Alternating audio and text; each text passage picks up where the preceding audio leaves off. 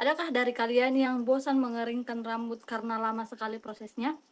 Itu tidak berlaku untuk pengguna hair dryer Bomidi. Kecepatan anginnya ini sampai di 110.000 rpm, kencang sekali. Yang membedakan hair dryer ini dengan hair dryer yang lain, ada dua mode, ada yang 800 watt, ada yang 1600 watt. Cukup kita tekan 5 detik ini akan berubah menjadi 1600 watt. Kecepatan anginnya juga ada dua, ada yang kencang, ada yang super kencang. Suhunya ada suhu dingin, hangat, panas, dan ada siklus panas dan juga dingin.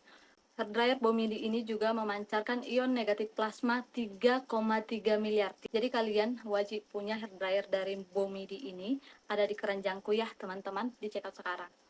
Bisa mengeringkan rambut pendek dalam waktu 30 detik.